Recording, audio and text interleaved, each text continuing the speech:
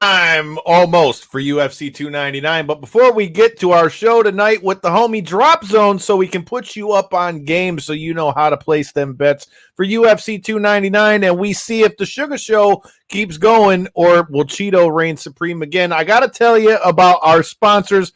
You know them, the homies at Potter's Tree Service. Potter's Tree Service is the one-stop shop if you need tree removal, tree trimming, chipping service, storm damage cleanup, walnut logging, or lot clearing.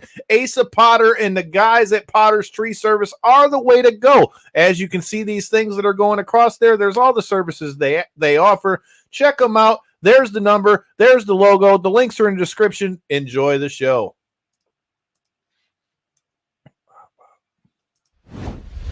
This is the Ring of Honor, a.k.a. Shane T, boy, the baddest champion you ever seen, boy. This is Mr. Anderson. This is good old JR Jim Rock, and you are listening. You're listening to Knockouts and Three Counts. Cover! We got a new world champion! That might be one of the craziest knockouts I've ever seen in my life. Knockouts and Three Counts is the podcast, baby! It's the real deal, baby! Knockouts and Three Counts starts now. No, with that being said, it is another show. This is Knockouts and Three Counts, and it's almost time for Fight Night at UFC 299. And I figured y'all might want to win some money because, I mean, I don't know about you, but I'd be putting some bets on these things. So who better to help us do that than the homie Drop Zone? Appreciate you coming through. Everybody that's joining the stream, make sure you let us know where you're checking it out from. Hit that subscribe button so you don't miss anything. Welcome to the show, my man. Appreciate the invite, man. Glad to be here. Let's go. Let's go. I'm ready to give out these plays and make some people some money. I like it. I like it. I like it. But before we get to UFC 299, man, we kind of got to talk about the news that dropped today. News that, I'm not going to lie, quite honestly, I kind of thought was going to happen a lot sooner than it has. I thought this was one of the fights that we might have seen a little while ago with Jake Paul. But Jake Paul apparently is going to be mixing it up with Iron Mike. I don't know if that's very good for his health, but it's going to be good for his bank account. With all that being said, Drop Zone, let them know where they can find you. And what are your thoughts on the news that we've got now about Jake Paul and Mike Tyson? Well, you can follow me on Twitter and Instagram, DropZone211. I give out all my plays, predictions, prize picks, parlays, everything out for free. If you have any questions as well, DM me. My DMs are open. And what I think about this, crazy enough, I've been wearing this all day before the news even came out. I'm rocking the Mike Tyson shirt actually right now, which is like, I've been rocking this since the morning before the news came out. So it was actually kind of crazy. But honestly, my opinion on this is like a lot of people on the Twitter family, like the Twitter community, is not happy because I guess they see it as in the sense of like, why is Jake Paul fighting a 57-year-old man who's not really as active as he was back in his pro times and everything. You know, he did fight Roy Jones Jr. and everything, but that was kind of a slow fight as well. And Jake Paul's the younger fighter, and they have him on the books right now. I couldn't even believe it. I thought it was going to be a lot lower, but they have Jake Paul at minus 500 to win. Give me that money, dog. Let's go. I'll take that money on Mike Tyson right quick. I'm just saying, but go ahead. Yeah, like it's insane. Like minus 500. I didn't think it would be that much. Like that's crazy. Got him as a high favorite. It's definitely awesome. That's insane.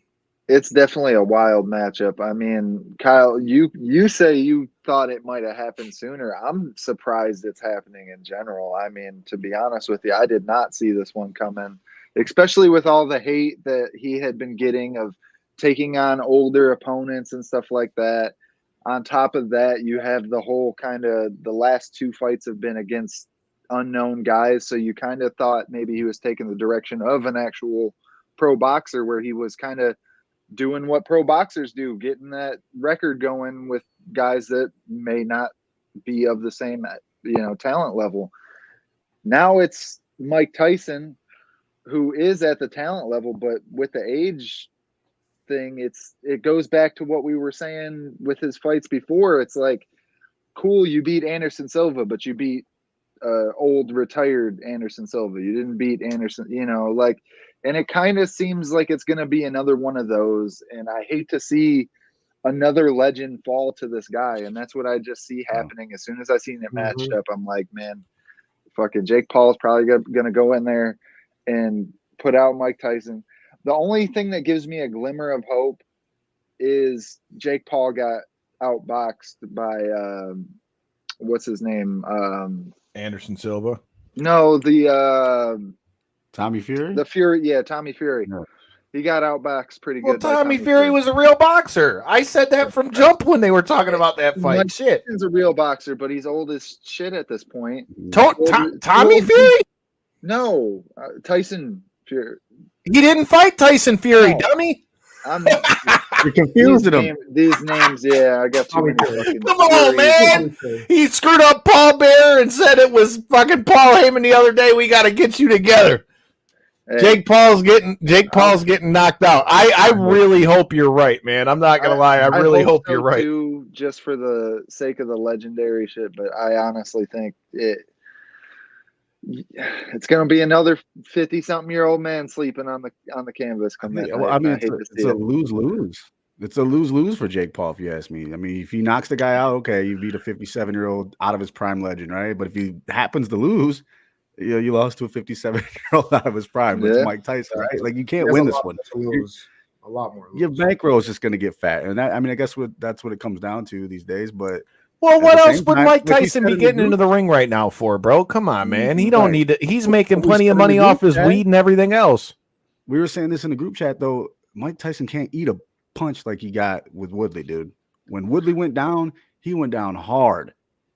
I don't think a 57-year-old Mike Tyson has that up here to take that. You can't give a guy a shot like that at 57-year-old and expect him to be okay, dude. So let's hope that don't happen, but I don't know. It's a circus for me at this point. I'm gonna bet on it. I'm probably gonna get it early. That way I can fucking get that line. But here's the thing, though, right? Here's the other thing that you got to take into account for those who also check us out on the pro wrestling end of things. I was just hopping up on that new 2K24. Stay tuned for that. KO3C Gaming making its comeback. But with all that being said, man, like, you got to also look at it in the sense. In the wrestling end of things, we just saw this happen with Monday Night Raw. WWE just sold Monday Night Raw to Netflix for $5 billion. That's billion with a B. That's more than 4 times what they got paid for their deal with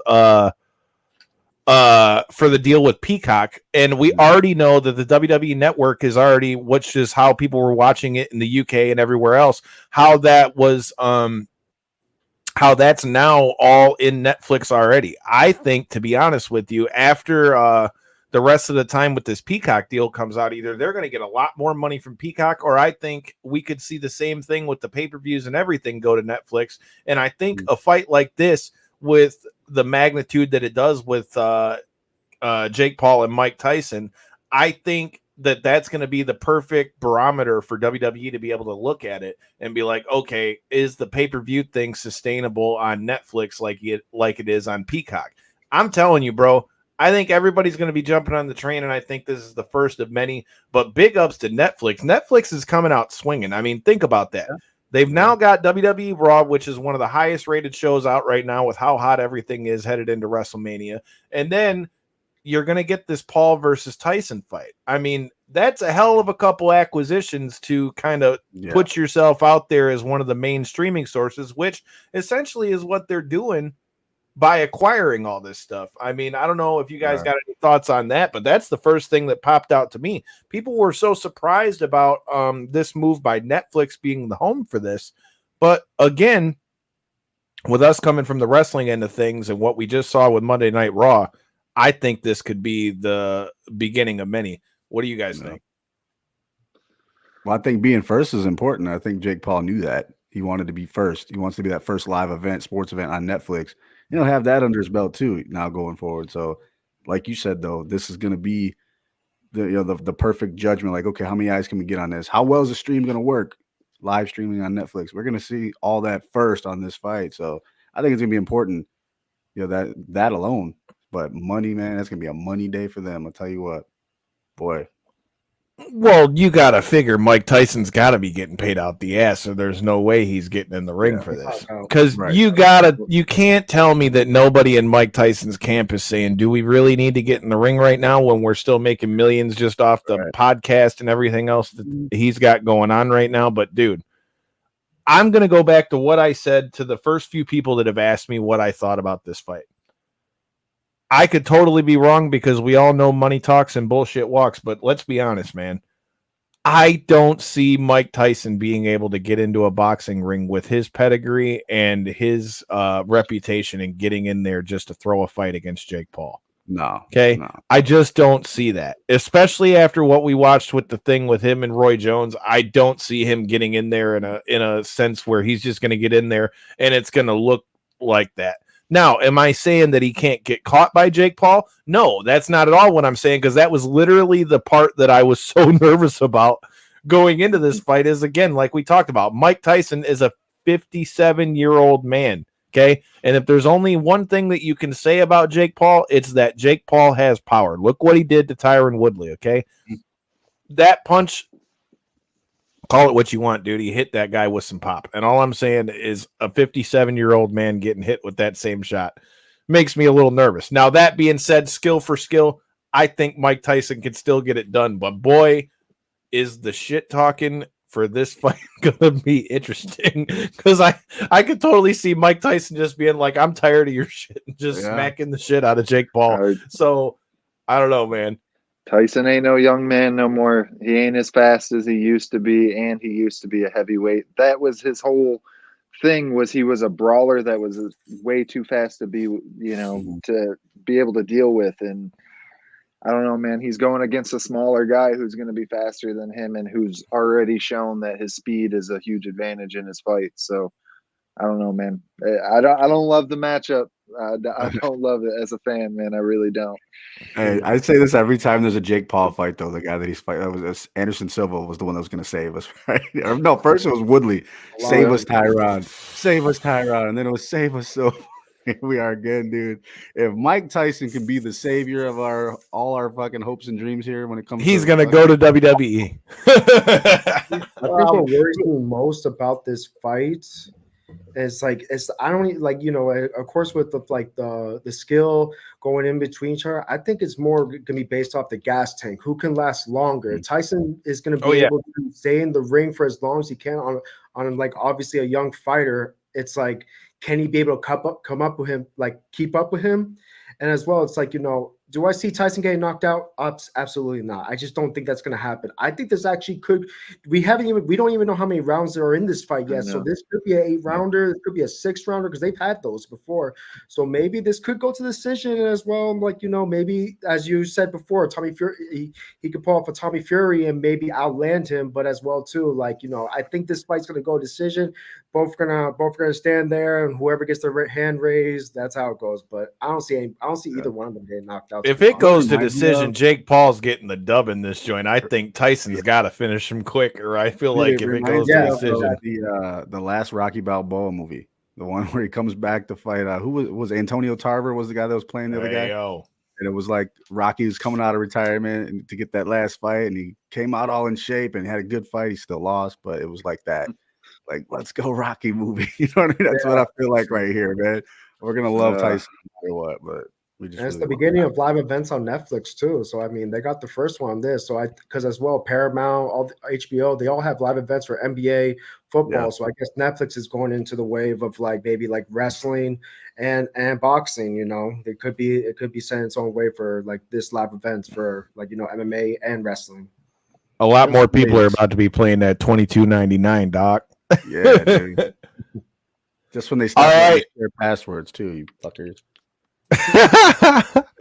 Yo, all right. So before we get to UFC, I did say that we had a new sponsor tonight, and I'm gonna get to that here in a second and let you guys know. As any of you guys that have been following us, we also get down on the commentary tip. You can catch us live, Spectation Sports, on the last Lights Out Championship fight. J-Bone made his debut. Corey and I have been on a couple of the other fights. Lights Out Championship will be back April 13th in Muskegon. But you know what else is coming back? It's our newest sponsor to Knockouts and 3 Counts, and that would be none other than Mitten Muay Thai. If you're a fan of head kicks, if you're a fan of the clinch, if you're a fan of knockouts, Mitten Muay Thai is the place that you need to be. The next fight is May 3rd. Doors will open at 6. Fight start at 7. This marks MMT's second event featuring a dynamic lineup of both professional and amateur fighters. The last event was sold out. You heard it, sold out, like all these events that got The Rock in it. It's sold out. So if you're looking to see somebody get knocked out, make sure you check out those links. Or, hey, maybe you're looking to knock somebody out. Hit that link, sign up, get in the ring, or make sure that you get you a ticket so you check out Mitten Muay Thai. More details to come, and there will be a promo code for any of our listeners that go and buy tickets. That's once again May 3rd at the Imperial House, Clinton Township, Michigan. And a little birdie told me they might be giving me the microphone. So if somebody gets knocked out, you know I might lose my mind. So in the meantime and in between time, hit that link, follow them, tell them you know Knockouts and 3 Counts, and let's get to UFC 299. All right. With that being said, shout out to our new sponsors, MMT. UFC 299, man, a lot of people are talking about this card in that they think that it might even be better than the big UFC 300 card, which, hey, man, you know we got to have love for that show with past guests of the show, Jamal Sweet Dreams Hill, going to be in the main event of this joint. And you know we got to rock with the boys from the Mitten. But we'll get to talking about UFC 300 in a minute. Drop Zone, how you feeling about UFC 299? How do you feel it stacks up to UFC 300? And are you more excited for this one even than that show? I think matchup. I think fighter wise, like, you know, who has more of, like, you know, like the better career, UFC 300. But if you want to look at better matchups and matchups that we did not expect coming to UFC 299, I gotta say UFC 299. That UFC Miami crowd is going to be super loud too, just like how they were in the press conference. And as well, we got 14 fights right now. Hopefully nobody pulls out. But honestly, these matchups are pretty insane. You got Peter Yan, Sung Yadong, Chito Vera, Shane O'Malley, Dustin Poirier versus Benoit St. Davis, God of War. And it's like, these fights are just, you got Almeida versus Bladis. Like, these matchups are pretty good, and the lines are actually very close to each other. So as well, like, we're getting some very close fights, even on the bookmaking perspective and everything too. On the betting perspective, on something like that, do you like to see close odds? I mean, I know you go into a fight, of course, you want to see that's not as much, because sometimes as a sports bettor, you can look at the skill, you can look at past fights, but sometimes when you look at as well the odds, sometimes they could change your betting perspective and how you look at it. Because just like how we talked about Jake Paul at minus 500, at minus 500, I don't see him losing. If it was lower, maybe I would think differently about it. But how I look at the lines close, no, it's actually a lot harder. But when the lines are high, it gives me a chance to maybe go inside the bet and maybe see who's if he can win by KO, by decision, because those lines are actually a lot shorter. So it makes it easier for to cash out, and as well, like, you know, be able to make better plays and make better parlays. Yeah, that's what I was just going to ask after that. Was, I'm assuming a week like this, that's where you lean into your, like you say, you're more which round, which method of victory, maybe parlays and stuff like that, instead of just your straight ups, huh? Yeah, like that's how you have to bet, because as well, like, you know, we can just do money lines, and you can, like, but the thing is, when you just do money lines, you gotta look more into the bet. There's great odds when you go inside the bet, like picking round. If you can ask J Bone on my Twitter, I give out everything. I give out the rounds, I give out the whether it's inside the distance or not, whether fighter's gonna win by KO, submission, decision, like. It just makes it a lot easier, and those odds kind of tell you, like, the books have the fighter winning by this way. And as well, if I know their skill and how they fight before, I'm going to feel the same way too. My advice is, like, always look inside the bet and see how the books look at it, because it's going to help you pick better picks instead of just playing a money line and just hoping like everything hits on your parlay. Because I'm more of a single better, like, you know, I single bet, and as, like, you know, because when each fight happens, I pick my favorite bet, go from favorite bet to favorite bet, and then go on from there. One more quick question while we're on the betting topic. Says the guy that won't bet. Yeah, I refuse to give out my money. I refuse to. That being said, like, how often do you disagree with Vegas when these lines come out and you see the odds come out on these fights and stuff? And being that you are so kind of invested in the topic, how often do you disagree with what Vegas is putting out there? And more often than not, do you end up just feeling as though the money line is correct? There is a lot of times where I disagree, and there's a lot of times I do agree with it, and that's what gives me a better like sense of like, okay, I'm like they're going the same way I'm thinking. Like I'll give an example for UFC 299. I think Benoit St. Davis and Saint Denis. Saint Denis. Sorry, Saint Denis. I keep mispronouncing that. But them French names are fun, ain't they? Yeah, we have problems I want to be honest. I thought their lines were going to be a lot closer. I was thinking maybe Saint Denis at like 125 and maybe Dustin Poirier at plus 105. But they have him all the way at minus 170 already, reaching out to over minus 200.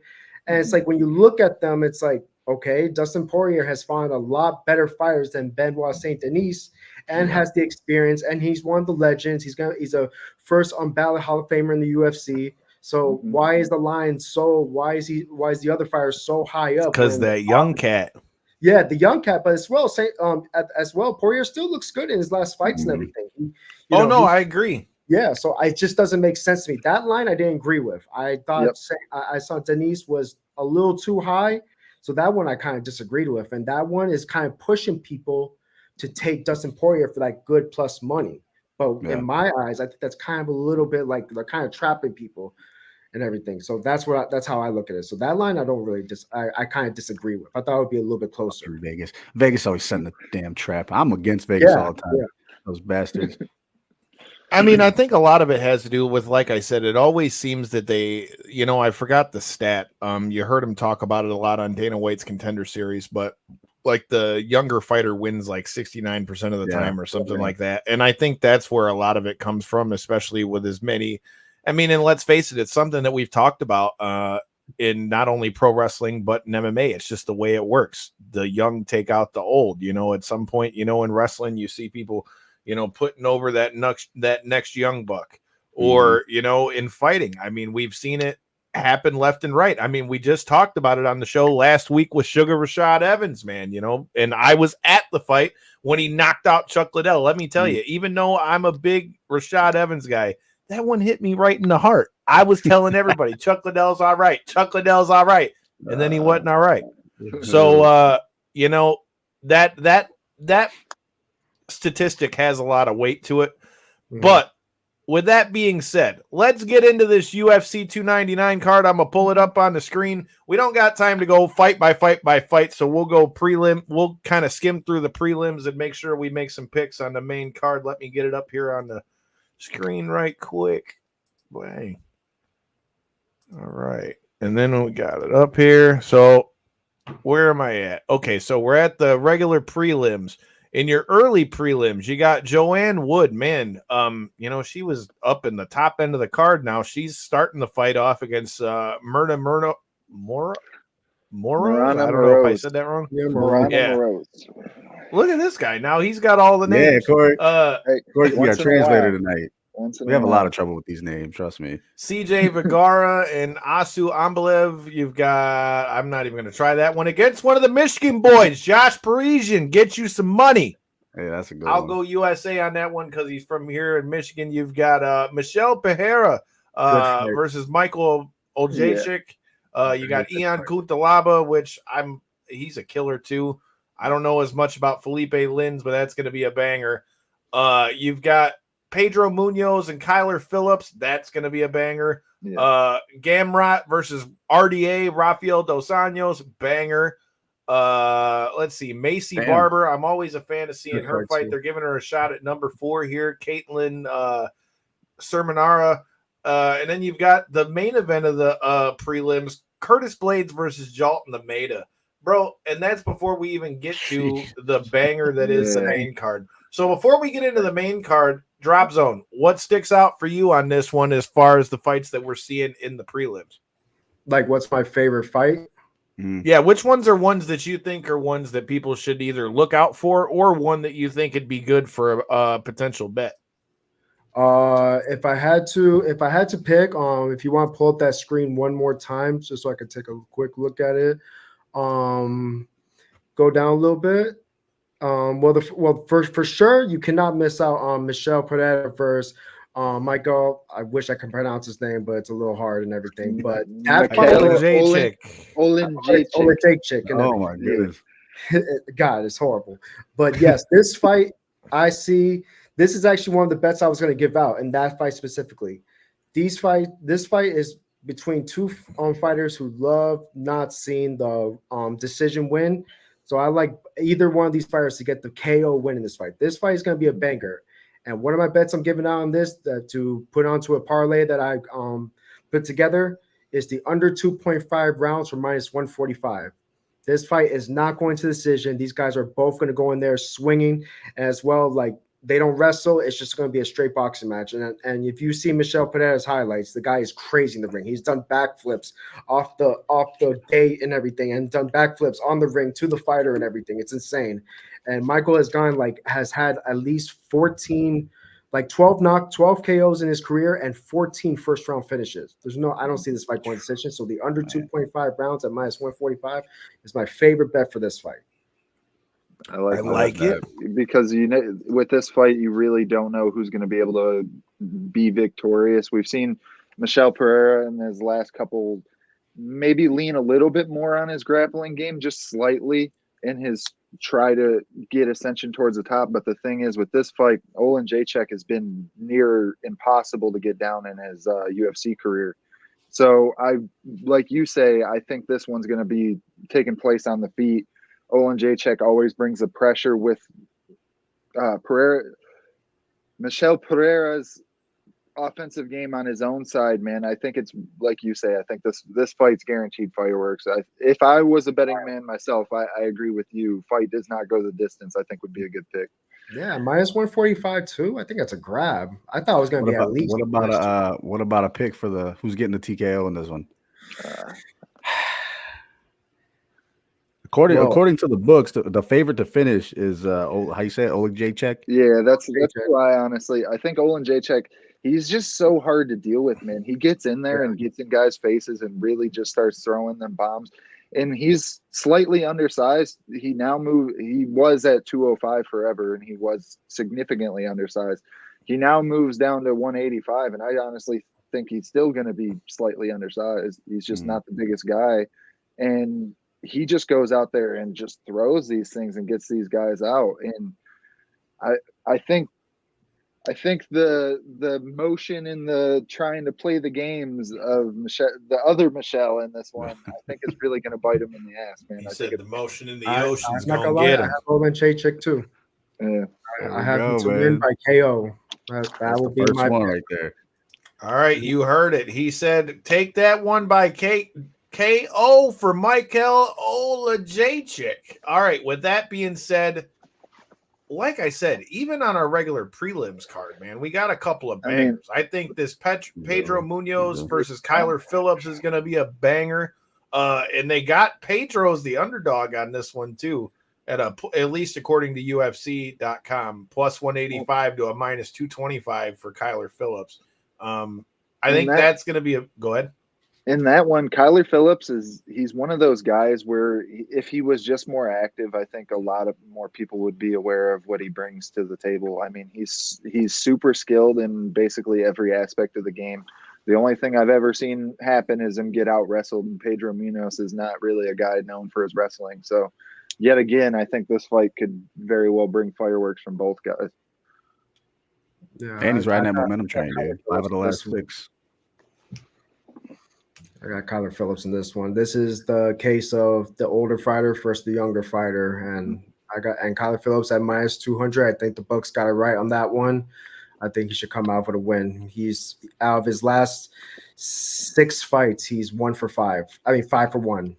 The guy's on a roll right now, and honestly, and the one he lost was by decision, but he's that guy right now, and I think Kyler Phillips is going to come out with the win against Pedro Munoz. Yeah, and if I'm not mistaken, he's a training partner of Sean O'Malley, so I'm sure training camp was a little interesting going into this one, so. All right. Well, with that being said, all of you guys who are checking us out on Twitter, we appreciate you. Make sure you hit that follow button. Make sure you follow Drop Zone. Get these parlays, man. Get you together. Hit that follow button, the like button, hit that retweet button. I know it's called X, but I'm still calling it a retweet. But with that being said, this next fight, I feel like, is one that could really have some interesting lines. I mean, anybody that knows anything about MMA, you know who RDA is. He's a former champ. He's still ranked number 11. He's taken on Mateus Gamrot. But according to the UFC odds, man, they got him a minus 345 for Mateus Gamrot, a plus 275 for RDA, man. I mean, I'm not going to lie. 9 times out of 10, I'm probably going to take Mateus Gamrot at this one. But, man, with the experience of RDA, man, that sounds like one that could be an interesting bet. How are you feeling on that one? This is actually my second bet in our parlay. So this is one of our main bets as well, too. To give me Gamrot to win inside the distance at minus 165. That's going to be added to the parlay. Rafael Dos Anjos, I mean, he hasn't been the same fighter he's used to be. He's a brawler, but he's not really a fighter who wins by finish or anything. And I think with Gamrot, you have to get the finish to get the win. And as well, Gamrot does take a lot of his fights to the decision, but as well, like I just see Gamrot as the way better fighter here. Like, you know, he's on the road to like become for the title belt next. And a lot of people have certain differences about him, or whether like he's good or not, because of the fact that he always takes his fight to decision. But I don't know. I think Gamrot's a good fighter. I think with the wrestling too, it's going to be a big problem for Rafael Dos Anjos. He's going to take him down, and he's going to be able to keep him on the floor, play on top of the mat game, and just get the win just like that. You want to know who else used to take people to the ground a lot? A guy named George St. Pierre, a guy who won a lot of fucking fights that way. So I'm just saying, say what you want. You know what they say about pro wrestling, man. And I'm sorry. It's all about getting to the pay. Can I make one more thing? Go ahead. It was actually decision minus 165. Sorry. Okay, decision. I like it. Yeah. Okay. Sorry. So you think it's going to go to the decision then? You don't think he's going to finish him? No. I made a mistake. The bet was actually Gamrot to win by decision minus 165. I apologize. Okay. Yeah, that one had me a little worried for you with the method of victory. I was like, man, he's gonna get a finish over. Real quick, Kyle, while you still got the page pulled up, do me a favor, click on that tab that said grappling on these two guys. I just want to see what RDA's takedown defense number is. It's right up there at the top. Scroll up just a little, right there at the grappling. Takedown defense 56.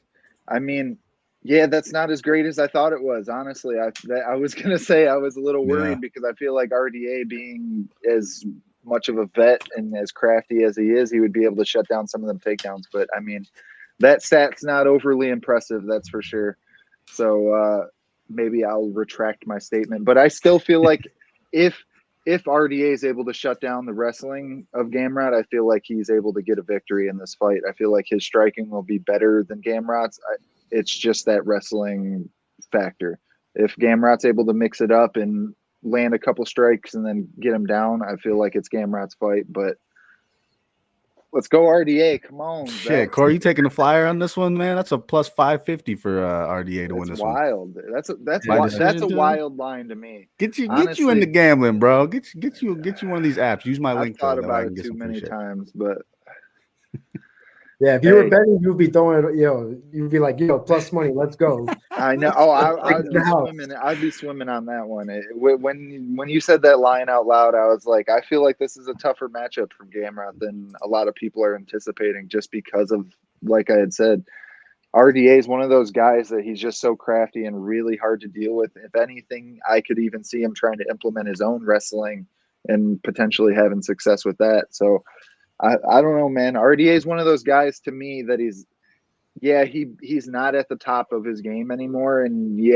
does he probably lose this fight? Probably. But I feel like there's always that like crafty vet that will find a way to victory in certain fights like this one. And RDA is that type of guy, that's for sure.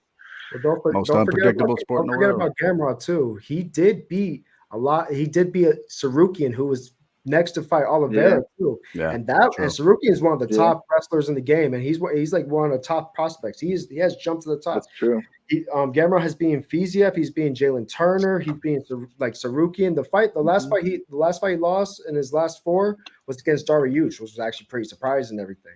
But man, the win on Gamrot kind of says a lot, and that's why I was like, with Rafael dos Anjos, I think he could give him a hard time with the striking, but as well, I just think Gamrot's gonna make this boring like how he does, and he's just gonna go with the takedowns. But if his takedown defense is on point, then yes, I do believe that his striking will be a lot better than Gamrot's. All right, I could be wrong, but have we ever seen RDA fight on the prelims before? Yes. Not in a very long. It's been a while, but I'm just trying to rack my brain. I seen a stat actually leading into it. Since you posed that question, I think it was like out of his last like 15 fights, this will be his first fight on the prelims or some. It was something like it's been forever. Long standing run that's being broken come Saturday. But honestly, the placement with the way this card is, I mean, I was watching the John Anik podcast with Kenny Florian, and they were kind of talking about like you had posed, Kyle, the question of whether 300 or 299.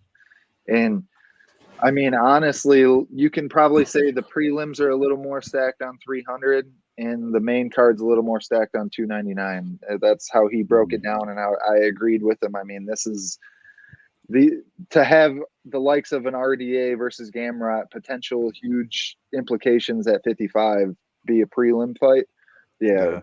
And that's not even talking about the main event of the prelims, which is the other fight I want to get to before we got off the prelims, man.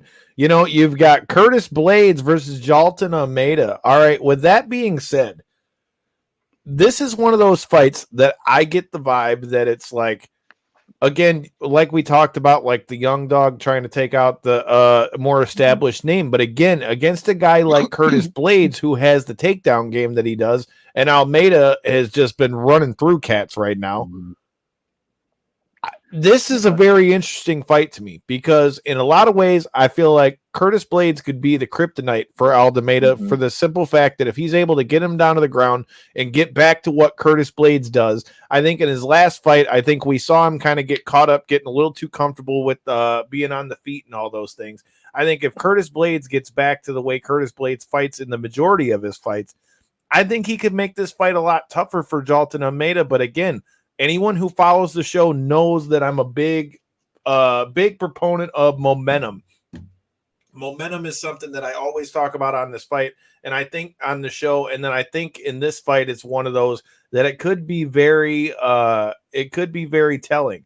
In a lot of ways, I think Jalton Almeida can get this win, but man, if he can't, stop them takedowns, Curtis Blades could put himself right back up in contention. What do you got on this one, Drop Zone? On this one, man, that's a tough one. The odds have it at -110 each, I think. I think it's split even right now.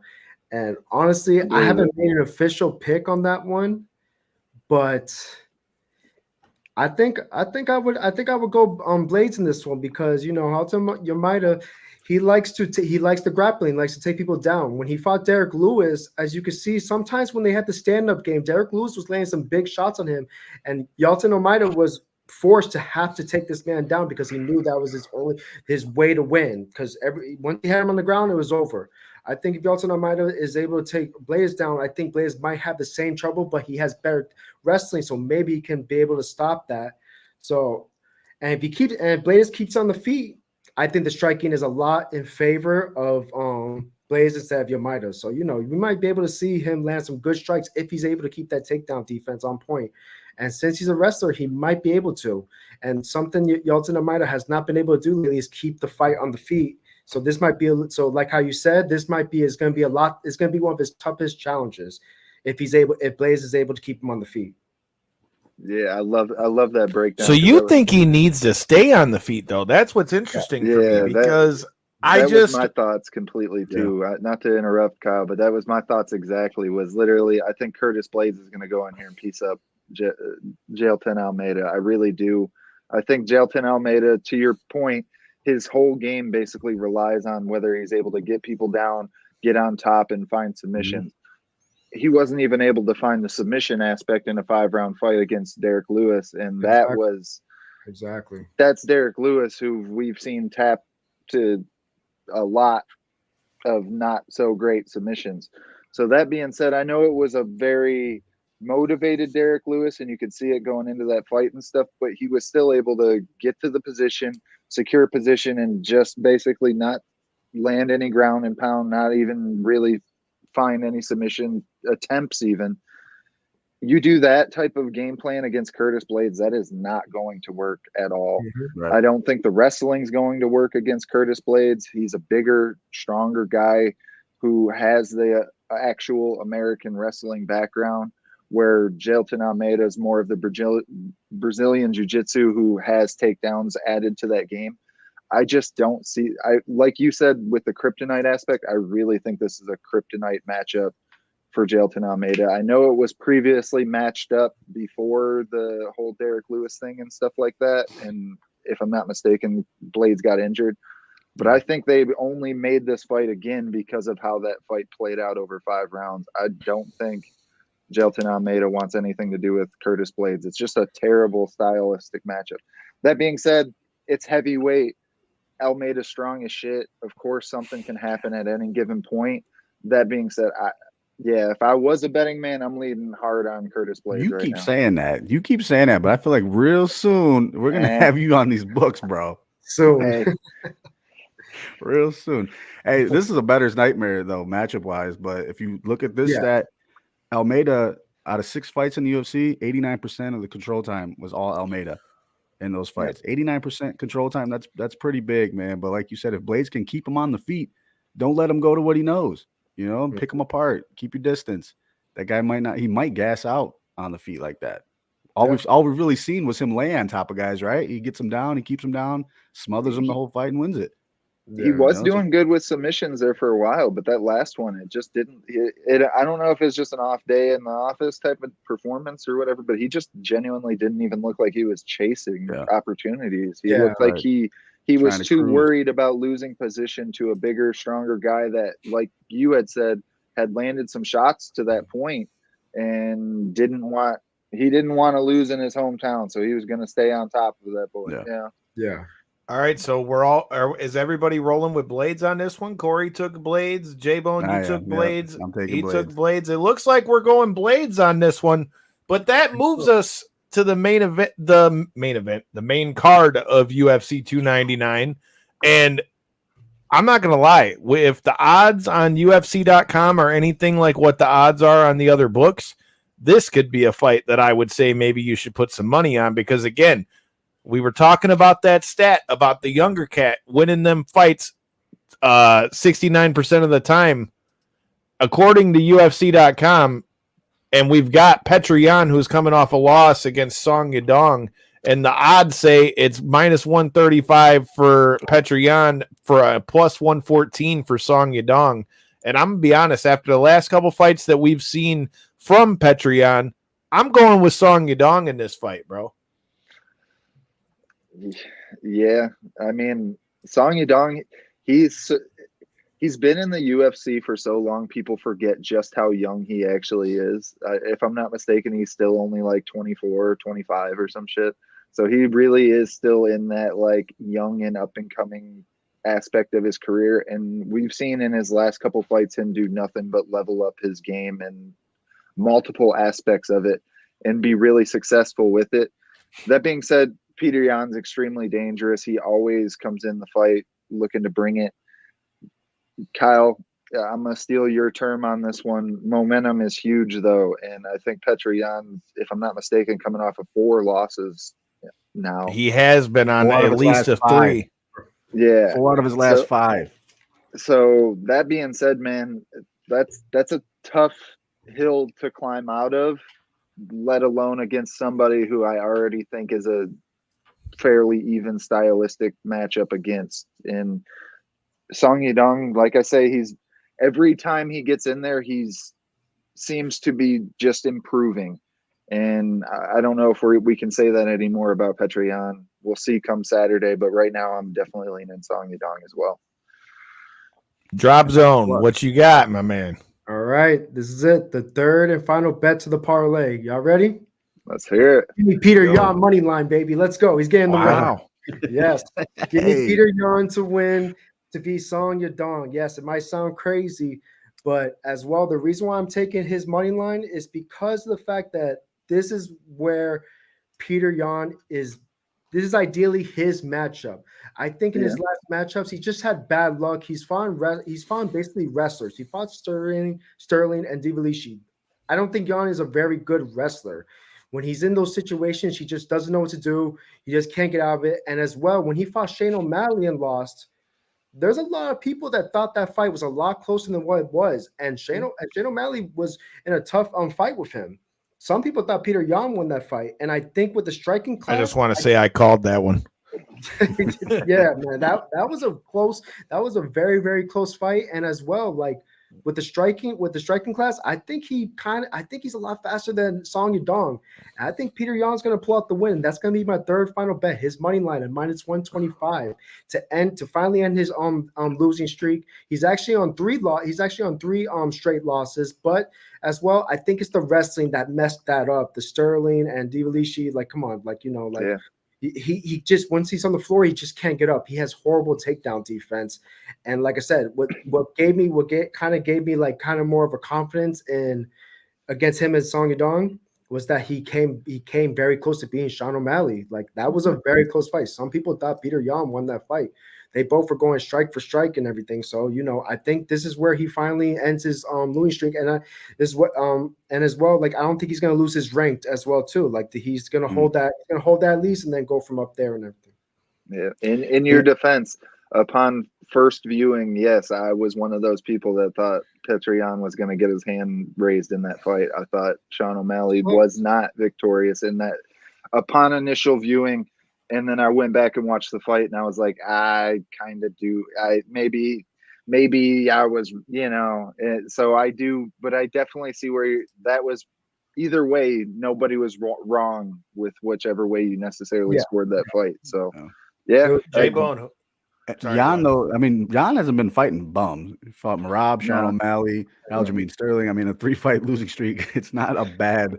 On paper, it's a loss, but look who we're fighting here, guys. He's fighting the top dogs here. But for plus 105, I'd take that. I'm willing to take it, but Drop Zone, you might be right, man. This guy's fighting. He's got to get out of the slump, right? So he's fighting for a little more. So even at that line, -125 isn't a bad line. So I'm taking Peter Yan here. Wow, so 2 for Petr Yan, and me and Corey are rocking with the Song Yadong on this one. I like it. We're split. Right up, baby. We're split, but I'm going to win money. All right. Next fight on the joint, man. I like this fight, and I think somebody's going to get knocked the fuck out, or somebody's going to get submitted. One way or the other, I think this fight's ended in a finish. But the next fight we've got on the dock, you've got Gilbert Burns versus Jack Magdalena. I like it. I've been saying that he's been a killer for a minute. You've heard me talk about it on the show multiple times. Boy, are they throwing him in there with a shark with Gilbert Burns, man. Anybody who's watching this, let us know. Who do you got, Gilbert Burns or Jack Magdalena? I need I need to know who you guys got, but I like this fight. This is one of the fights that when I saw the matchups for UFC 299, I'm like, whoo. This is going to be a tough one because either Della Magdalena is going to be able to step up, and this is going to be like his coming out party fight, I feel like, in a lot of ways, or this is going to be that fight that says, okay, you're up there, but you still got a little bit of ways to go. But with that being said, which one of y'all wants to go first? Corey, J-Bone, which one of y'all wants this one first? I mean, we had brought up kryptonite matchups earlier, right? And I think this is another one of those, man. I think this is just a tough matchup for Jack Della Magdalena on this one. I really do. I think Gilbert Burns is one of those guys that we saw in Jack's last fight, short notice against Rafael Baez, I believe was how you said his name. He wasn't able to deal with the takedowns well. He struggled to get back up, and I feel like a fight against Gilbert Burns, somebody who's a national jiu-jitsu champion and has been known to be able to get guys to the ground. I feel like if you're Burns in this one, man, you really lean into the wrestling. You really work to get him down, and I think you find a submission fairly quickly, honestly. That's it. Yet again, if I'm a betting man, I think Gilbert Burns' submission would probably be a juicy line. Damn it. All right, I see you've got opinions on that one. Drop Zone, you're up next. Well, I'm looking at the line right quick. Yes, Gilbert Burns to win by submission plus 350. Whew. Ooh, Nice. That's a nice cool. hit right there. And I think you're completely right, Corey. I think the way for him to win this fight is to go for the takedown, go for the grappling, because if you guys peep, Della has a chin. That guy can take hits. I forgot his name, the debut fighter he fought, the bald one. He gave him a hard time, but that guy was swinging from the fences and he was landing on Della and he was just eating them up. And mind you, Della has won his last 2 fights by split decision, very close fights. But man, like it's just like when Burns fought Chimaev. Everybody thought Chimaev was going to knock out Burns. That ain't happened. That ain't happened with Della. I don't see Della knocking out Burns, but as well, like the only way for Burns to win this fight is to go to the grappling and use your jiu-jitsu to your full potential and get a submission win, because Jack Della is just is an amazing striker. He's one of the best prospect strikers I've seen. Like I said, and it comes with a good strong chin. That's gonna be a hard time for Burns, but if he goes to the wrestling, that could definitely be his way to victory. And I actually do lean a little bit Burns in this fight. A little bit, but not too for sure yet. But that's a risky one. Right now, Burns. So you kind of brought up a point that really sticks out to me in this fight, right? And that is, obviously, most people are going to say that the jiu-jitsu and the ground game is the way to go for Gilbert Burns. But let's not forget, like you said, Gilbert Burns is not afraid to get in there and throw them things. Mm-hmm. So with that being said, I don't know why, but I just have this sneaking feeling that I feel like Gilbert Burns might want to go in there and try to test that chin of Della Magdalena, and I think he might try to throw with him a little bit first before he ultimately realizes that the ground game is the way to go with that. But with that being said, if he does that mean that he could be playing right into what Jack wants and could get caught slipping? So to me, that's the real question of this fight is, does Gilbert stick with what smart money is, and that's to try to take him down and to try to catch a submission here, or is he going to get in there and want to kind of test his mettle a little bit and see if he's got it? Ultimately, as far as a win, to your point, Drop Zone, his last couple fights, he's won by decisions that were close fights, but he showed that he has that dog. Yeah. I think that will serve him well against Gilbert Burns.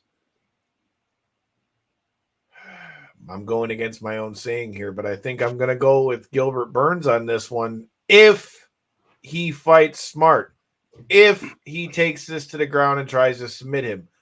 I think if he were to try to stand with Jack, I think he's playing into Jack's best chance to win and giving him a chance to definitely catch him with that dynamite in his hands and catch him by a knockout. What do you got, J-Bone? Man, this one's hard because, Jack, 4 out of his last 6, we've seen him get the 2 split decision wins, right? But before that, 4 in a row, round 1 victories. That's tough to go against, man. 16-0 in the past 16 pro fights. But Gilbert Burns is a legacy guy for me. Like, that's like a guy you like to watch. First of all, this is going to be the fight of the night for me. This is my pick for fight of the night. Fireworks, 3 rounds. It's going to be a banger, but nobody's getting knocked out. But I'm taking Jack Magdalena by decision. Della Magdalena, you forgot the Della cheese. I'm not good with names. We know that. I'm just trying to win some money. I ain't mad at it. We got one for Jack, and the rest of us are going with Gilbert Burns. He's sticking to my mode of operation, and that's usually I go by the momentum. I like it. Jack Della Magdalena for decision victory right now is at plus 450. So get that right now, man, because that's juicy. I'm not mad at that, but I feel like for him to win a decision against Gilbert Burns, he's going to really have to put some hands on him to do that. Mm-hmm. Yep. I don't think you can knock him out. I just think you're going to piece him up. That's all. I think the only way he gets a knockout in this fight is if Gilbert really tries to test that chin of his and gets into a firefight with him, because I think if that happens, he has a much better chance of trying to knock out Gilbert. But with that being said, I don't know that that's the fight that it ultimately plays out to. But you want to talk about a fight that you might be a good idea to bet against it going the distance? I would say that this fight that we got coming up next definitely might be the fight that you might look at that, even though UFC.com is definitely wigging out right now, so I can pull it up here. But there you go. Kevin Holland versus a debuting MVP Michael Venom Page. I am surprised. So here's the thing with that. One storyline to talk about going into this fight is that it's very interesting to me that MVP is coming into the UFC fresh off of that fight for BKFC. Who anybody who's a fan of bare knuckle, go and check out some of our chats with the champ Christine Faria or the other champ Britton Hart or Jake Lindsay, or we can keep them coming.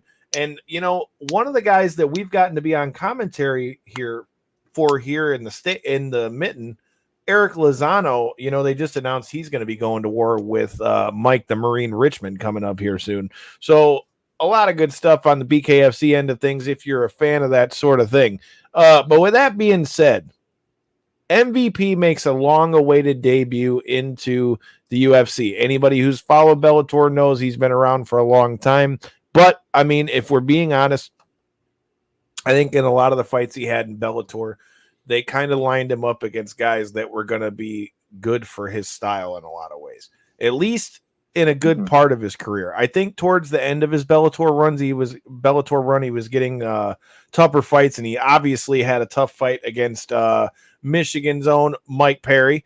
But with that being said, I don't know, man. It's I think it's the perfect fight for MVP to debut on in a lot of ways, because it's a guy that's going to stand with him. I don't think it's a guy that'll not that Kevin Holland couldn't submit him. Now, you talk about props and things to put money on, man. If Kevin Holland came out here trying to surprise Muggs, I think he could catch a submission on a guy like MVP, and I think that might be a little hidden bet.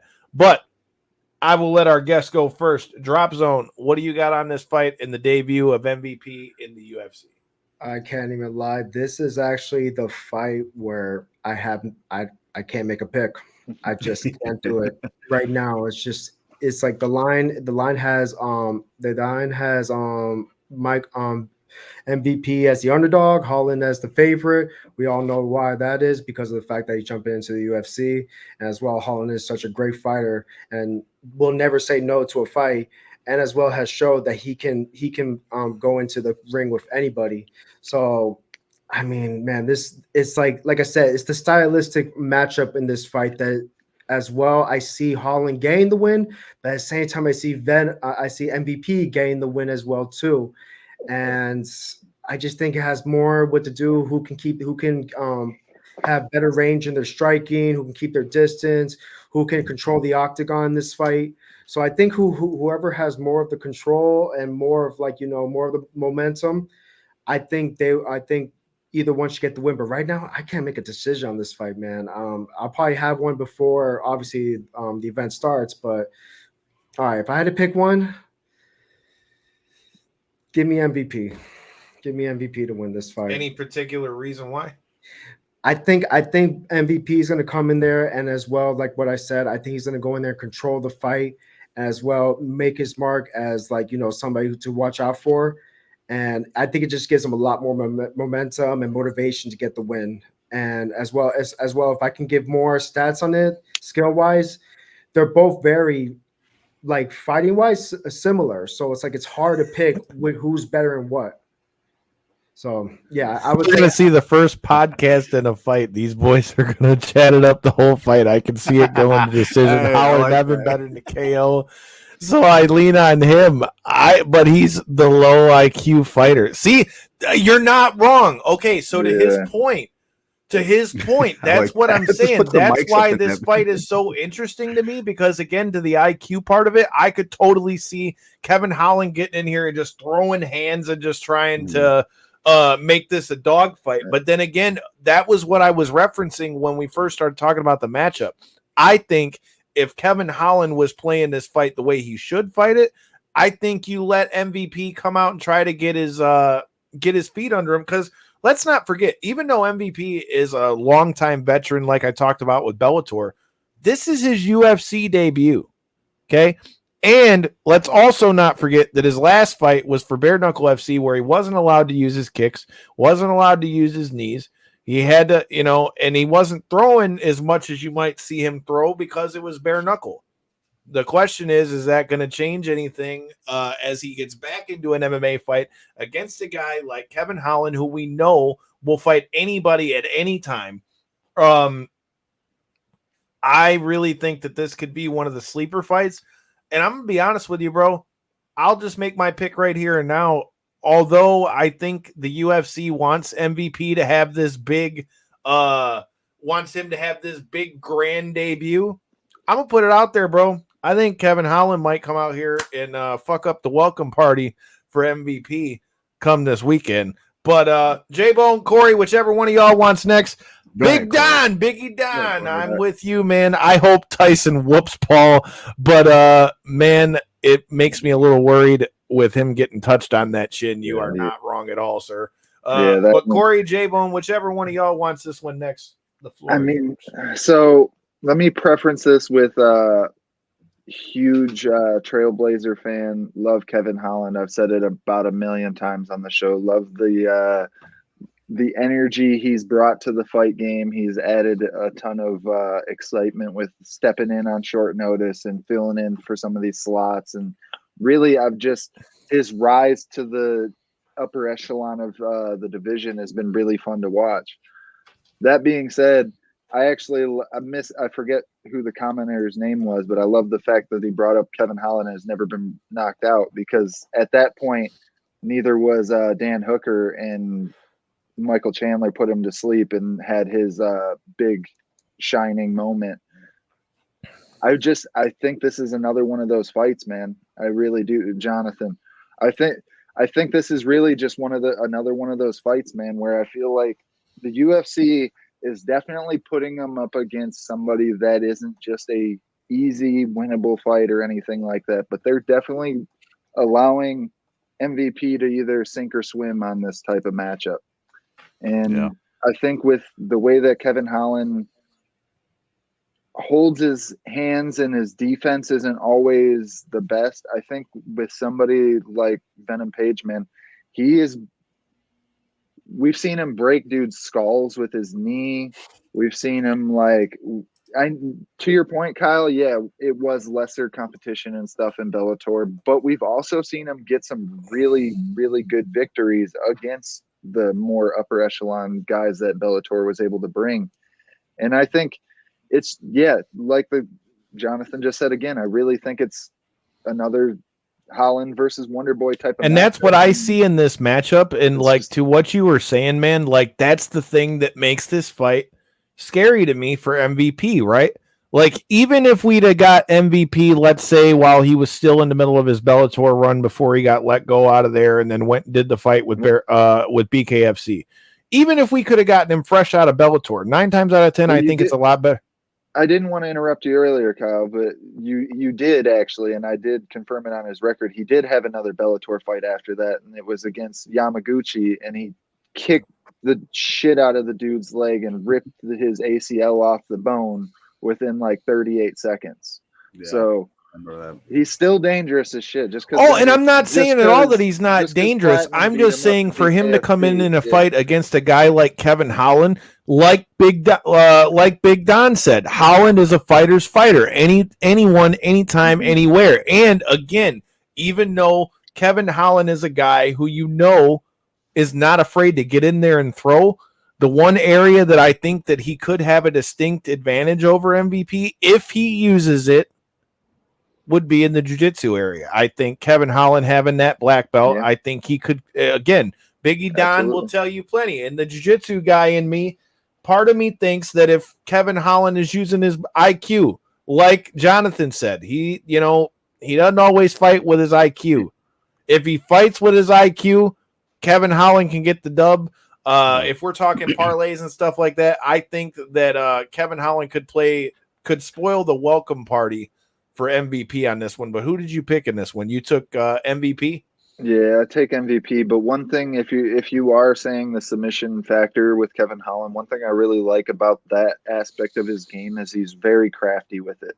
He doesn't have to have somebody on the ground. He doesn't necessarily have to have somebody in compromised positions like you would normally think of to set up a submission. He'll just all of a sudden press you up against the fence. They'll go to escape, and he'll wrap his long ass arm around their neck and be able to cinch something up within seconds. So to your point, Kyle, yeah, that definitely does represent a real danger if you're MVP in this fight. But I don't know, man. I love Kevin Holland. Yeah, I've been a huge fan of him. So I hate to say it, but I just think MVP is going to be able to get it done come Saturday. All right, J-Bone, who you got? That leaves me, huh? All right. Well, stylistically, the most similar fight we've seen was Wonder Boy, and Holland had a lot of trouble with him. Didn't he get finished by Wonder Boy? Am I remembering that correctly? I don't think it was a finish. I think it was that. Yeah, I think it was a decision, but it could have been finished at multiple Jonathan points. even agrees. Holland plus 550 via sub makes sense. That's for where a I'm long going, shot man. parlay. I'm just saying. That's my long shot there, and I hope he spoils the party, man. I don't like when guys come in like this from Bellator. And we've seen in the press conference, Holland actually made mention of it. He said, there's a reason he's coming here from Bellator, and there's a reason you're paying for this fight rather than the Bellator fights, right? It's a step up, big time step up in competition. But in this one, I'm taking Kevin Holland submission. Let's roll, baby. All right, he's rolling with the money. All right. God, I hope I'm not wrong there. I'd love to be right on that one. This next Especially fight, that man, one. This fight is the scary fight. Even though they've got Dustin Poirier as the underdog in this one, which, again, plus money is my kind of money. And especially with a guy like Dustin Poirier, I will take that. But again, like the theme of this whole show has been that young killer that is Benoit Saint Denis. Maybe he'll hit a crippler crossface for the W right quick. But with that being said, dude, this fight is scary to me because the same thing that I just said about Kevin Holland, I feel Dustin Poirier is a much higher IQ fighter, but we all know that Dustin Poirier is not afraid of a dogfight. And that is the thing that makes me nervous about this fight, because anyone that's watched Benoit Saint Denis, I think he's going to come out here with something to prove and be trying to prove it at the expense of Dustin Poirier.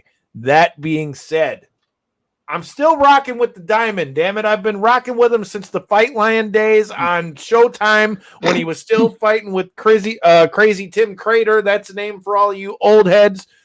Before he got in the UFC, I think that Dustin Poirier is still getting that dub. But you know what I say about momentum and what we've been talking about in the theme of this show, really, and to go back to our pro wrestling roots, you got to put over the younger guy a lot of the time.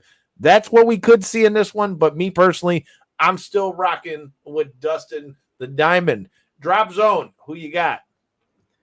And this one, I'm actually pretty confident in this fight, and I hate to say it, I hate to disagree with you, but give me God of War, man. This guy is different. This guy, I know, and that's why I said, even though I want to go with my normal, like the momentum, and he's the young cat and all this shit, I like I said, I thought the lines were gonna be a lot closer, but now that the books have it where he's actually a pretty high favorite, like not the highest favorite, but obviously, like, once you're hitting minus 200, I think you're pretty much a high favorite. Man, this guy's a beast. In his last 5 fights, has won by finish, has not touched the round 3 in his last 5 fights. He's definitely the stronger fighter. And I think if he gets a hold of this guy and takes him down just one time, it could be it for Dustin Poirier, because we've seen Oliveira get the sub finish on him. And let's be clear that God of War does get submission wins, and he's great at that.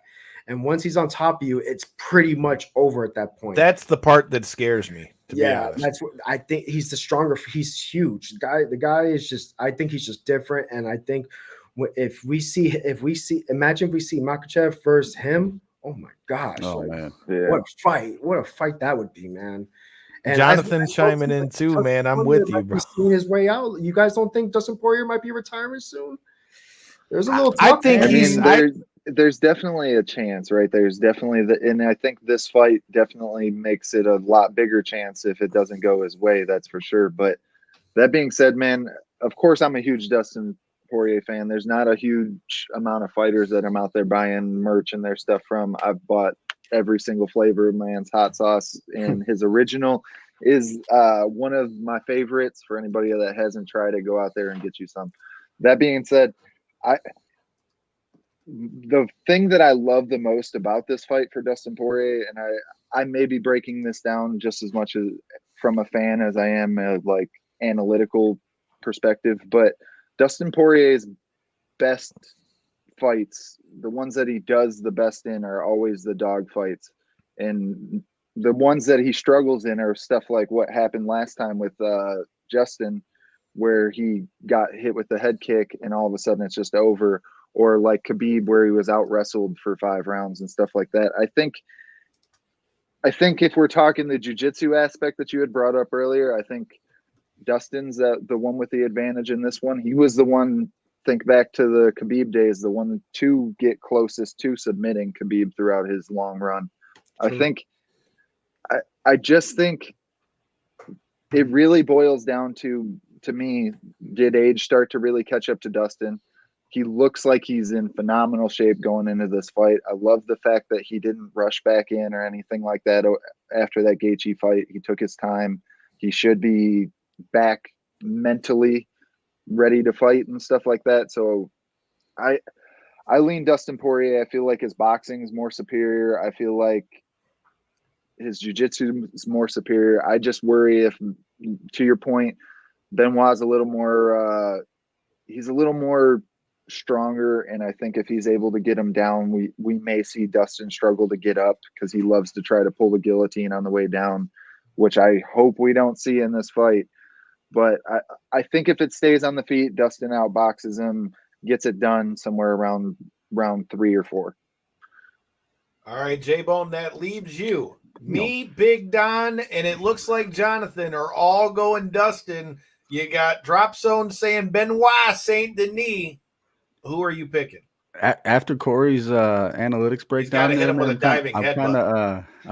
I'm kind of iffy on this one, but I mean, Poirier's got great boxing. We all seen that, but I think Benoit Saint Denis is going to smother him. I think he's going to do it quick, and once he gets him down, he ain't getting back up, man. So I'm taking Benoit Saint Denis by submission, round 1. Just because Drop Zone's your boy, that's all. Hey, Drop Zone is my boy, man. Drop Zone made me a lot to I'll tell you that much. He's a different man, right? There's not many strong, dude. It's something about his strength and what he can get back up to come fight night, whatever he can get his weight back up to and his strength and rehydrate and all that. I think his strength is unmatched when it comes to that, especially against Dustin. We don't see him using his strength like that. You know, he's a boxer, and we like to see him fight like he's almost like a phone booth fighter. Get him in close and he can catch you, but if you can smother him like that and get him down, odds are he's not going to get back up. Like he finished the last 5 fights, very dominating performances. So I think we're going to see that against almost the changing of the guard here for this fight. So. He really has blown my mind in how much he's evolved in his game, going from his initial loss in his UFC debut, which was just a showcase of just raw heart and just willingness to never give up on himself, to see where he is now.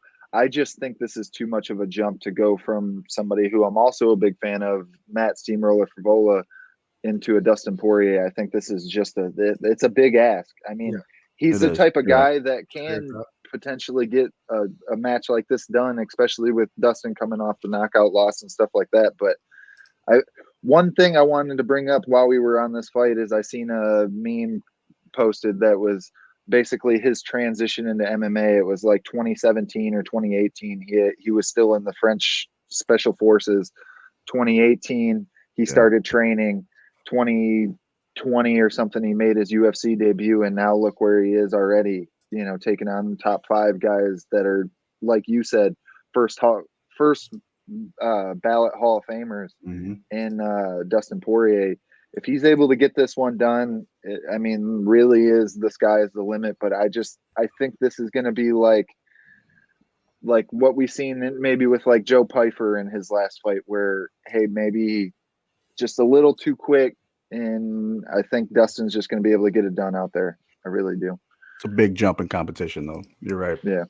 Okay, so before we get to our main event, I told y'all that we bring you the big names, whether that's the homie Damian or formerly known as Damian Sandow, Aaron Stevens from NWA, or our guy Chris Cale from Five Finger Death Punch, or a guy who you see on the UFC desk all the time, the godfather of last week's guest, and we still ride with the prodigy out here. We support Michigan's own. We got to tell you, we had Suga Rashad Evans weighed in with us on what he thinks is going to happen in his main event fight with Chito Vera and Sean O'Malley. So before we talk about and give our picks, let me tell you and show you what Rashad had to say about this fight.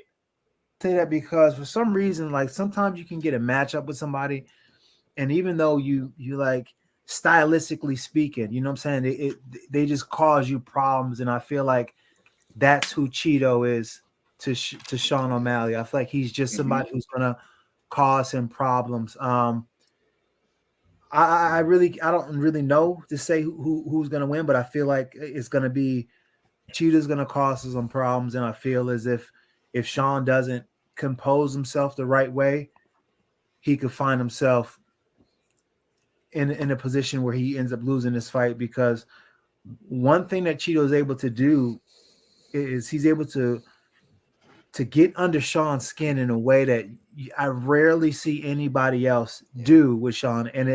And sometimes like you like when you're fighting somebody, you got to fight somebody, the fight starts the minute they sign the contract. Yeah. And from that moment on, everything I say, everything I do directed towards that person is meant to get some kind of response, but it's all about fight night.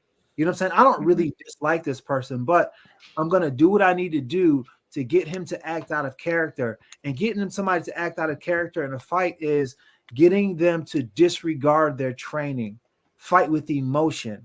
That's what you want. You want your opponent to fight with emotion, because when somebody fights with emotion, they're going to get tired fast.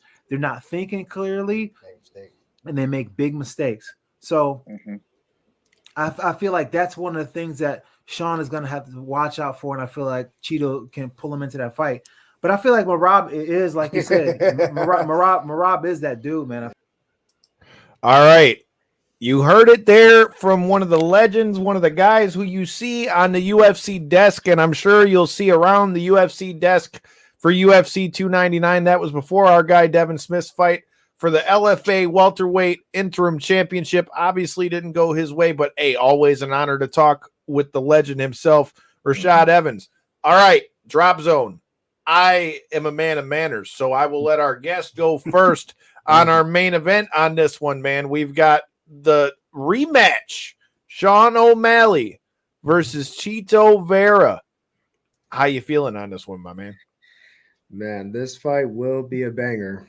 And honestly, we didn't get what we wanted in their first fight because of obviously the ankle injury that Sean O'Malley had. But man, I love how Rashad Evans came on the podcast and gave such a good response to that. Like he gave such like a in-depth like analysis to this fight, like the fact that he gets under his skin, that if he goes into this fight with emotion, it's going to end up it's not going to go in his favor. And I like the fact that he really emphasized that, because I didn't really think about it like that.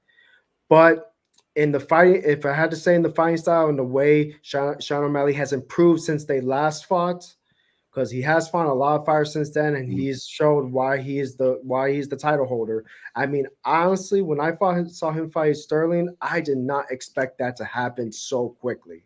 I mean, he straight sniped Sterling and literally got the fight. I thought the fight was going to go for sure to decision, and Sterling was going to try to grapple him and do whatever he has to do. But I think in this fight, I got Sean O'Malley. I think for sure this fight is going to decision. And I got Sean O'Malley to win by decision at plus 130. I just, as much respect to Vera and his legendary career, I just think right now Sean O'Malley is the better fighter, and he's way more improved since the first time they fought. Because, like I said, the ankle injury was a big mistake. But I'm not gonna put that as like oh, he did better than win or anything. No, you still lost at the end of the day. If injuries happen, that's what it's a sport. So, but still, I gotta say Sean O'Malley is the better fighter, striking wise. And as well, I think the only thing he would have to worry about is Chito Vera's chin and the fact that he can take hits, because Chito Vera does not go down easily, and the fact he has to watch out for his leg kicks. His leg kicks are lethal. But striking wise, in the punches, I think Sean O'Malley has it here, and it's gonna last all the way out to decision, and we're gonna get a good 5-round banger. All right, who wants it next? J-Bone, you've been quiet. Who you got? All right, man. So I try to break down the stats and the facts on these, right? So looking at it, Chito Vera, one, he's never been finished in his career. So he's got that going for him. He's tied first all time for knockdowns in the bantamweight division with 10 finishes. That's also first in the bantamweight division. Sean O'Malley, though, 7 strikes per minute, dude. That's the first all time. That's insane if you think about it. 7 strikes per minute in his fights. But like we just said, you can't knock out Chito, man. So for me, I've been riding the Chito Vera way for a long time, man. I hope he gets the dub here. I hope he wins the title. I'm going to take Chito Vera by TKO. Wow. Coming out hot. Wow. Got to stick by my dog. So Get the KO. TKO, baby. I didn't expect that one. Man, I mean, you're literally looking at, if he gets the KO, plus 450, man. Yeah, let's roll. Biggie Don weighing in.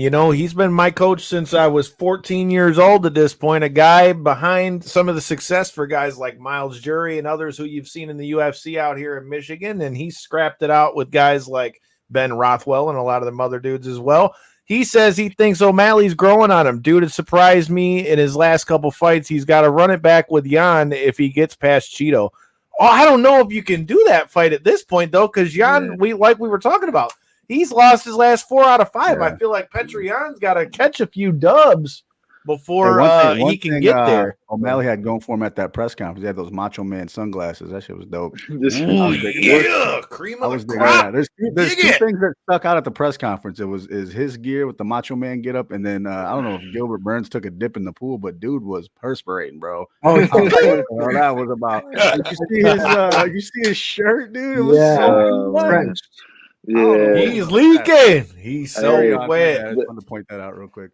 He lives down in Florida. He lives down in Florida too, so he ain't even got no excuse. That being said, I don't know, man. This one's a tough one for me. It really is. I think the fact that Chito was able to get the finish in the first one, I think, is going to provide him a ton of confidence going into the second one. That being said, I think O'Malley's just such a sniper that he's going to be able to land those shots and get out. He's now improved on so many aspects of his game, I feel like, particularly because of that loss to Chito Vera, and to then immediately win the belt and call him out, knowing that that's the guy that at least mentally has that hurdle over you. I feel like it's a big thing for Sean O'Malley if he's able to get this one done, kind of right what he feels as though was a wrong in that first one. Like you said, Drop, I feel like injuries do happen when it comes to, the fight game, and injuries that happen because of a strike from the other opponent. Those ain't the same thing as injuring, stepping back and twisting your own ankle. So that first one was legitimate to me, at least. The second one, we'll see how it plays out. 100%. Yeah, we'll see how this second one plays out. But I feel like you said, O'Malley's really improved on so many aspects of his game.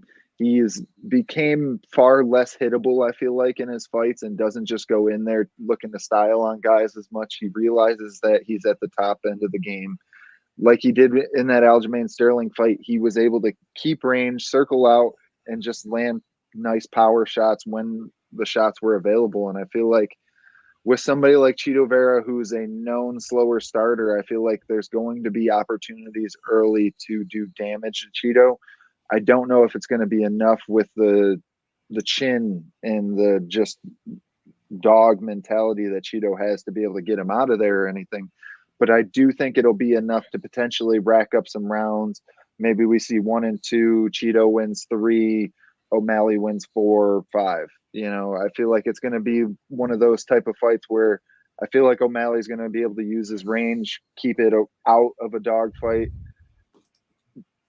and get the victory. But Chito does have one thing that scares me, is because of that kind of like not always bringing the most momentum and most pressure. He's able to lull guys like he did with like Frankie Edgar and stuff, where he just ends up getting people to not necessarily be paying the most attention, and then wow, you're out.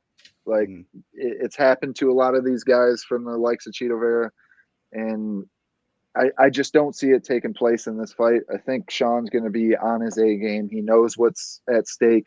He's the one that called this fight out. I think he realizes how big of a step this is to his legacy to at least say that I have the one title defense. So I'm going O'Malley in this one. Man, oh, this fight just gets me. And like I just said in the comments, man, I always talk about that momentum, and that's the one thing that O'Malley's got going for him, because in my personal opinion, I feel like this is going to be the tipping point fight for him.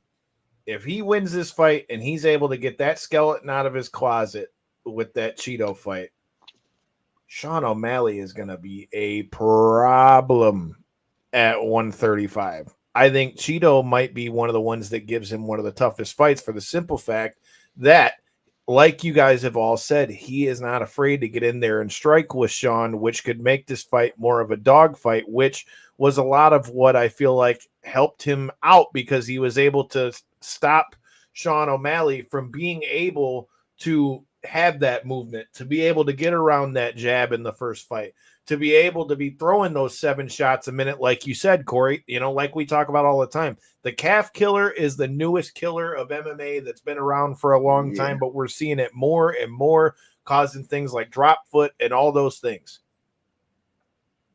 That being said, I also tend to like a lot of what Rashad said, in just that the way that Chito fights makes this fight really tough. All in all, though, I tend to agree with what Big Don's saying. I think Chito can win, and in a lot of ways I would pick Chito, but here's the thing that I think could make this fight a lot more interesting. I think that Chito, feels a little bit disrespected. If you pay attention to what was going on at the press conference, if you pay attention to the lead up to this fight and everything that was going on, again, to Rashad's point, which if you guys are new here, make sure you hit that subscribe button and go check it out. But there's something to be said for momentum, but there's also something to be said for the style of fight. And I think that because Chito feels disrespected in this fight, I think that there's a very good chance that he could come out there trying to make it a dog fight against Sean O'Malley. And like I've told people, like leading into this fight, I think the biggest problem for Chito Vera could be that he comes out here and tries to be overly aggressive and plays into that counter game that we've seen Sean O'Malley be able to use to a T. I think that was what really got him the win with Petrian, like we talked about that fight, and we've seen him do it in multiple other fights. Sean O'Malley reminds me a lot of something we hear Israel Adesanya say all the time, and that precision beats power. I think Sean O'Malley does a really good job of being able to read his opponent, read what they're doing, read their game, and be able to download enough information so that he can catch him with those counter shots. In this fight, something in my gut just tells me that Chito is going to come out very, very aggressive for this fight. And in doing so, I think he may play into O'Malley's strength. That being said, if Sean cannot get that rhythm down in the first round and a half, 2 rounds, Chito might be coming out of this your new champ. But I'm picking Sean O'Malley. But that being said, I wouldn't be shocked if Chito Vera goes and gets that dub. And I think that this fight is like the teeter-totter fight for Sean O'Malley. If Sean wins this fight, I think it does promote him to that star level like we hear a lot of people talk about. But I feel like that this is going to be the tipping point, that this is going to be the fight that really determines that. But all the more reason that we need to be checking out UFC 299. So Drop Zone, lay out your parlay one more time, and we're each going to throw out a parlay for this fight before we get up out of here. All right, so for my parlay exclusively for this show, knockouts and 3 counts, I got Michelle Pereira and Olajaychik. Can somebody say that right for me? Olajaychik. Olajaychik. Close enough. Close enough. Rounds under 2.5 minus 145. That's the first leg. Second leg, we have Gamrot to win by decision minus 165. Then we have it's time to get out of this losing streak. He is actually a fan favorite on Twitter. A lot of people like him. It's time to get out of there. You are a good fighter. You just had bad luck. Jan, get the win. His money line at minus 125. That all equals out to plus 388. Let's cash. Exclusive parlay from Drop Zone, baby. You heard it here. Hit it. All right, J Bone, you're up next. What's the parlay? If I gave you the pencil, what's the winning parlay? I'm just going based off of the things I said during the show. I kind of just keep on. And you know me, I run with the props, right, Kyle? You know me. Big. What's that term you use all the time? Scared money don't make money or something like that? Scared money don't make no money. Jeezy taught me that. This is insane. If this cashes, I'm going to be like the fucking highlight of Twitter come Saturday. But I got 3 fights here. I got all finishes, right? Kevin Holland, submission, excuse me. Benoit Saint Denis, submission. And Chito Vera, TKO. That comes out to plus 96.50, bro. Oh, my God. Jesus. Look, I'm going to put a hot Jesus. He said scared money don't make no money for sure on this one. $20. Anything can happen in the fight game. You throw a 20 on that, you're walking away with 2 G's. Throw a little dub on it right quick. Let's go, man. Hey, I hope for you on that one. I hope, and that's going wild. Against my own picks. Just I hope for you. If you're throwing the bucks on it, let's get it. But I have not had the best success with these because I always pick with my heart. So I'm going to do my best to pick fights that I just really think are like the victor. So I'm gonna go. I think Curtis Blades is, like I said earlier, it's just a kryptonite matchup. I feel like they're doing Gelton Almeida kind of dirty on this one. They want to kind of show that, hey, we gave you a showcase performance type of main event in Brazil, and that's what you gave us. Here's Curtis Blades, the absolute worst guy for your style. So Curtis Blades, I'm saying Gilbert Burns is that guy as well. I think Gilbert Burns is just the kryptonite to what Jack brings. I feel like he's going to be able to get him down. I feel like he's going to be able to find a submission fairly quickly. And even if he doesn't find the submission fairly quickly, I think he'll be able to for sure continuously get positions on the ground and be able to advance, whether the submission comes early or later. I'm not going to say sub on the pick because I want this one to hit, but I'm going to go Burns. And then for my third one, this is the only one I'm kind of like unsure, but like I said earlier, I just feel like Michael Venom Page isn't somebody that you go in there and play let's go strike and have some fun with. So I feel like Michael Venom Page is going to have his Michael Chandler moment and really get exposed to the UFC fans come Saturday night.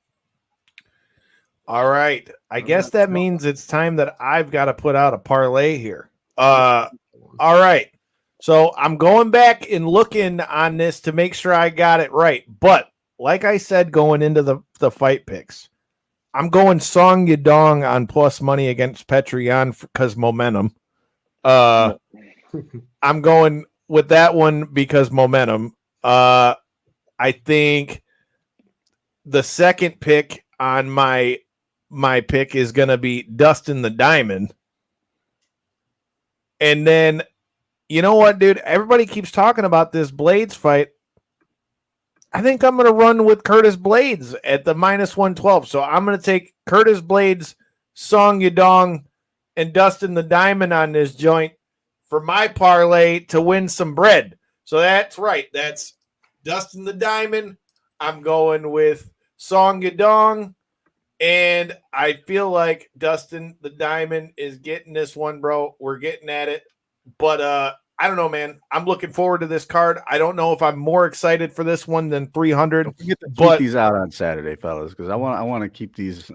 I want to keep these in the pocket, so to say. You know, Drop. So you already know I'll be following you. So I'm gonna be watching right along with you, dude. Try to win some money. Don't go crazy on my shit, y'all. Listen, all right. Drop Zone. Let them know where they can find you at, so they can find all these picks. Yes, I give out all my picks for free, posted everywhere on my Twitter, constantly repeating it. It's going to be on my Twitter at DropZone211, straight like that. And on Instagram, on my story at DropZone211. My DMs are always open. If you have questions on anything else, I'm more than willing to help. I give out about 4 parlays for the event. I give out my picks and my predictions, and I post it all out. No charge, just free. Let's make some money. I'm here to make the community some money. Andy gave you the KO3C parlay, bro. You got to put some money on that one. I'm personally putting my money on that. Like that, I like that. I like it to hit at plus 338. Not the biggest odds to win the most money, but that's something that's going to give the viewers some free money and a good win.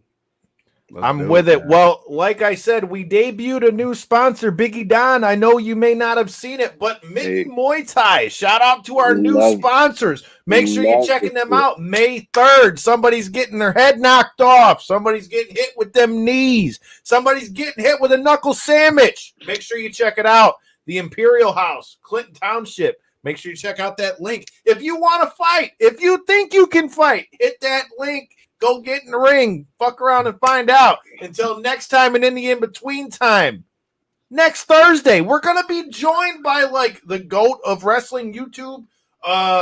Chris Van Vliet is coming back through the show next Thursday. I don't know who's going to be on Tuesday. Like I said, KO3C Gaming is back. Come laugh at me, make a dumbass of myself on WWE 2K24 and more. Until next time and in the in-between time, hit that subscribe button so I don't got to fling the mail at the post office and go postal. Until next time and in the in-between time, peace.